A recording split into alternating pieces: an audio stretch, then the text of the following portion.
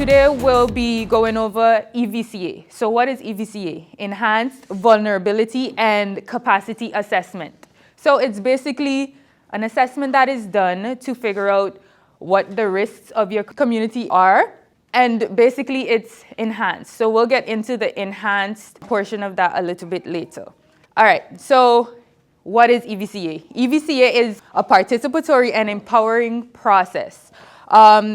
This is because with EVCA, it requires a very diverse group of persons within a community. It could also be specific for schools and so forth. It's also a process focused on understanding the risks and identifying risk reduction and adaptation actions. It's a multi-sectoral process. So it requires multiple sectors, whether that be government, education, healthcare. Then we have it's a multi-stakeholder process. So EVCA encompasses multiple different stakeholders. As we move through the presentation, you'll realize that in order to get certain things done, you will need to reach out to different stakeholders to kind of get all the collaboration and all the parts moving in terms of actually having an action plan at the end of your whole EVCA process. Yeah, so EVCA focuses mainly on the assessment and planning process. And then we have why do an EVCA. So we want to do EVCA for communities to better understand the nature and extent of existing, changing, and emerging risks they'll be facing. So we also want to do an EVCA for communities to identify relevant and practical actions. Practical actions being actually actively involving communities in identifying risks, hazards, and vulnerabilities, and of course your capacities. Your capacities being your strengths within your environment. And all of this to reduce your risk overall. We also do EVCA to raise awareness. We want to raise awareness and organize resources within our communities. Some resources can be organized externally so that it can eventually benefit the action plan of that community. We also want to do EVCA to support communities to reduce their prioritized risks. Now, this can include policies, laws, and development investments, which can overall benefit the community. So, roadmap to community resilience via EVCA. So the first thing when thinking about EVCA, how it usually goes, you get introduced to EVCA, what it is, and then you as a community start to form your team. So you want your team to be a diverse set of people, because the way one person experiences a community, another may not. For instance, if I walk daily or I catch bus daily in my community, and you drive daily, you go from your house to your car and out the community, you experience certain things differently than the person walking would. This is why it's important to welcome everyone in the community. Have a diverse group of persons. You want persons with disabilities. They experience their community different. They experience the people in their community different. You want youth. Youth experience the community different. You want seniors. You want people that speak different languages. Everyone experiences it differently. So once you have your team, then you move on to further training your team. So then you have your team. They're able to, pinpoint certain things in the community, and then you'll start to train. That is basically the gist of beginning EVCA. Alrighty, so before we explore EVCA some more, let's go through a few terms. So hazard and disasters. We'll go through the difference of what a hazard is and what a disaster is. Now, a hazard is a potential threat or danger, and emphasis on potential. So here we have some examples. Let me see. something that is flammable, it's potential. We also have hazards that are natural. Natural hazards are caused by nature, natural phenomena. You have biological hazards. They are caused by organisms. No, COVID very well. That's a good example of a biological hazard.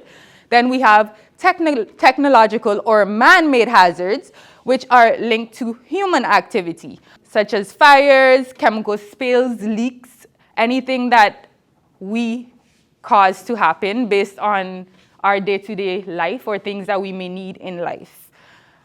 Then there's social or human-induced hazards. These ones involve human behavior or social instability. For instance, violence, bullying, vandalism, terrorism. Those are social hazards. Then we have environmental hazards. Now, these are hazards that are indirect risks due to poor environmental management. So, poor air quality, pollution. We do have air pollution in this general area, which is a good example. Unsafe water sanitation. Waste management, so like garbage, however we handle that, that is environmental hazards. And then we have structural and physical hazards. Now, these are things that you may see a sign that says wet floor, slippery, exposed wiring. However, we will be focusing more today on the natural hazards, biological hazards, and man-made hazards. Here we have a Category 5 hurricane is heading to St. Martin. What can we expect? So some hazards that we can expect from that would be storm surge. It hasn't done anything yet. It's just a potential threat, something that can happen. It's a hazard. We have rip currents. We have flooding, high winds. Those are all examples of hazards for hurricane. And since we're going into the hurricane season, it's good to start thinking about these things that can potentially happen and how you can enhance your capacities in your community to reduce certain risks from happening. Alrighty, so then we have natural hazards or natural disaster. Now, oftentimes we hear people say, yeah, that was a natural disaster. There's no such thing as a natural disaster. A disaster can never be natural. So the difference is hazard, potential, threat. Once that hazard has happened or has occurred, if it affects the ability for persons to cope, then it becomes a disaster. So, for instance, if we live in a hurricane Category 5, hit an island, no one is living there, that is still a hazard. Nothing has happened, no one is affected in any way. We have a hurricane here. If no one is affected, it is not a disaster. We just had the natural hazard pass through. So, we never say natural disaster. A disaster cannot be natural. Natural things are not, it does not include humans or human activity. We do hear oftentimes that people say natural disasters, but there's no such thing as a natural disaster. A disaster only becomes a disaster, or a situation only becomes a disaster if it affects someone's ability to cope. For instance, a fire can happen, but if that fire was just a bushfire and it affects no one, that is not a disaster. It's not considered a disaster. But if someone loses a home, persons are displaced, then yes, they can say, I've experienced a disaster. It might not be a disaster for you because you have not experienced it, but it's a disaster for them. So it's very specific as to how a disaster affects a person or when something is considered a disaster to a person. I would assume if someone sees the word natural, they think of nature and they say natural disaster. However, that is completely incorrect. There's no such thing as a natural disaster. There is something as a natural hazard. Hazards can be natural, as we saw before. You have hurricanes, you have earthquakes, you have tsunamis. Those things are naturally, they come from nature. No one creates them but themselves.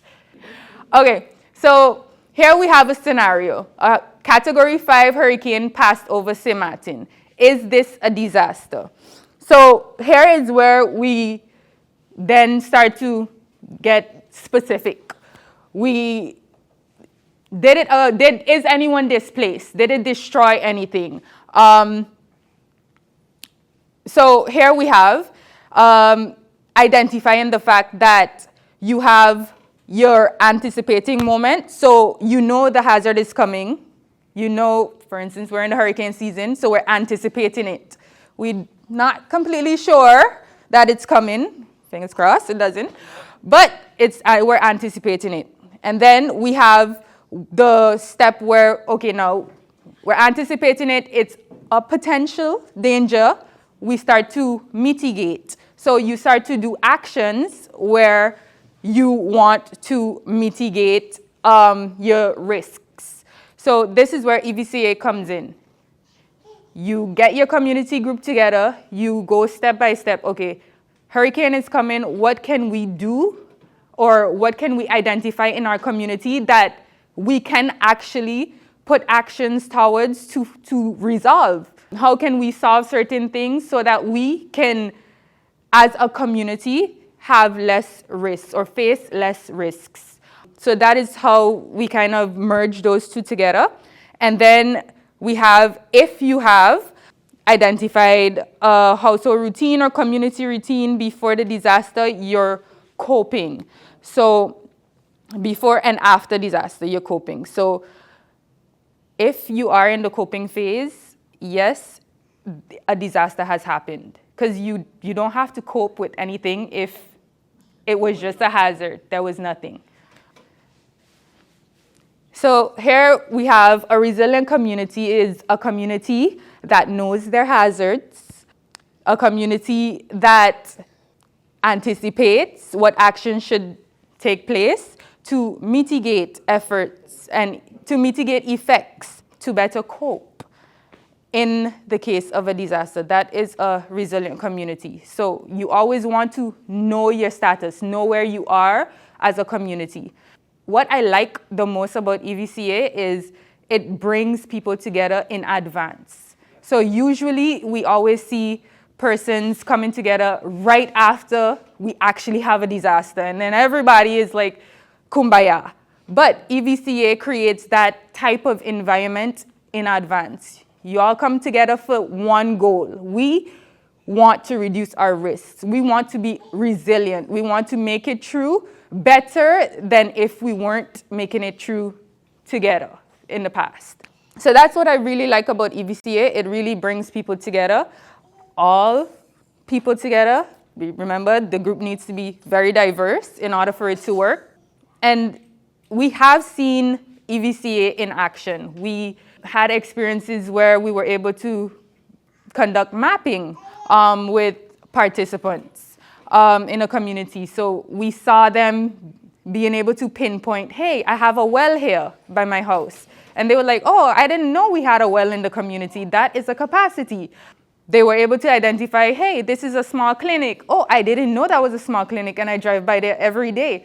Remember, everyone experiences the community differently. So it's very important to, bring everyone together and really identify different things within your community.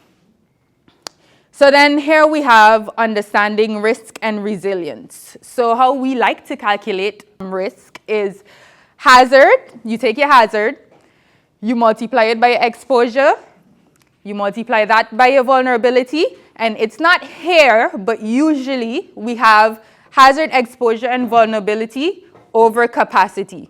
What that means is the higher your capacity, no matter your hazard and exposure and vulnerability numbers, you will have a reduced amount of risk. All that's saying is strengthen your capacities. You want high capacity. You want more capacity than hazards to come, than exposure you have, or vulnerability. And of course, there's different factors that plays into why you may be vulnerable in a community or why you may be more exposed, which is where the stakeholders come in or the sectors come in. For instance, if you just live somewhere where you can control if it floods or not, that is maybe a governmental issue. That is why EVCA brings all of those partners together, because with everyone working together, eventually the issues will be resolved and you will have a very, very reduced amount of risk in your community. Alrighty, so here we have just an example. It's not very clear, but I will explain. So we have a flood zone, and then here we have a concrete house with foundation. Here we have it as medium vulnerability. Why it's medium still is because it's very close to the flood zone. But then next to it, we have a weak house, poor foundation. It's high vulnerability. So even though these houses are close to each other, they still experience their vulnerabilities differently based on how they decided to build. And that is very common on St. Martin. Everyone builds differently. Everyone chooses different styles of houses, for instance. Some people build higher, some people build lower. That is just how it is. And then over here, we have located at the periphery of the floodplain, so medium exposure. So here is talking about how exposed this house is to the actual flood zone.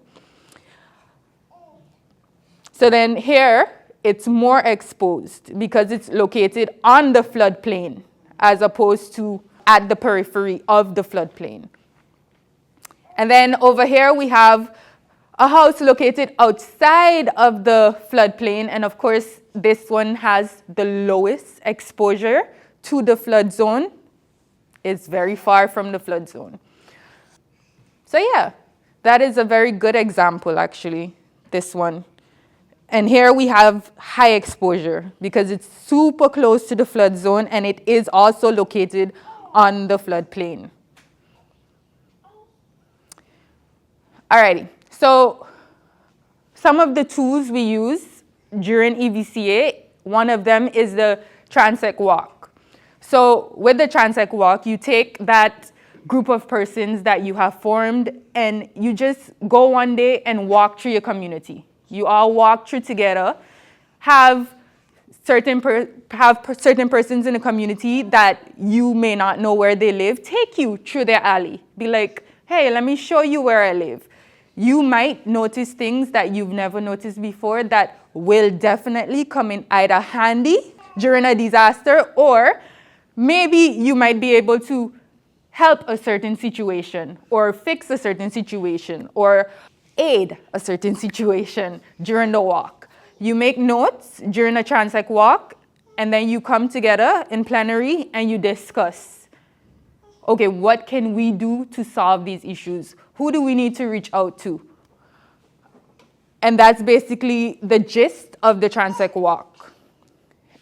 Doing this also helps you during the mapping process. So another tool we use is mapping. How this one usually works, you either draw your entire community out, or you get a map printed. That's the easiest way. You go on Google Earth, you print a copy of your community, and you identify. Here, we have seniors. How many seniors live here? Here, we have 5 persons in a household with maybe poor foundation. When you check on your seniors, do they take medication? What types of medication do they take? How close are they to maybe a medical facility? Will they need extra assistance? Then you may look for your persons in the community that are professionals. So maybe you have a nurse living in your community. Maybe you have an actual clinic in your community. You have a pharmacy in your community. You have shops in your community. All of those things during the mapping process you want to identify. Churches, those types of things you also want to identify, because in the case of persons losing their home, maybe a church will be a safe space to run into.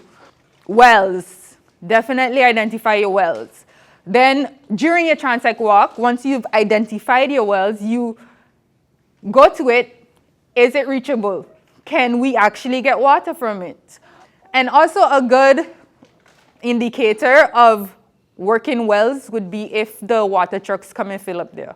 The water trucks come there, then you know you have a great capacity in your community. The mapping and Transect walk process, they go together. We will be actually going through another tool, which is the problem tree. This is the more, I would say, it's practical, but it's also more theoretical, because this is where you think about your issues in advance. So you sit with your team, you think about your issues, what causes it, what effects it have on you, and then you write them down. So we'll actually be doing this, where we have the roots of the tree will be our causes. So what causes the issue? We'll use flooding today.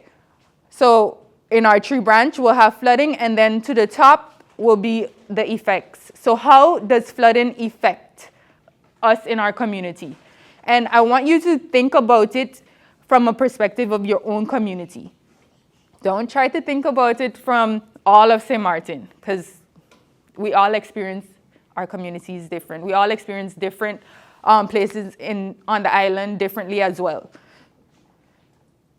And then we'll do risk brainstorming. This is just risk perception, where we'll have a walk and stop activity. We'll decide on 3 hazards together, and then we'll figure out what's the worries when it comes to those hazards.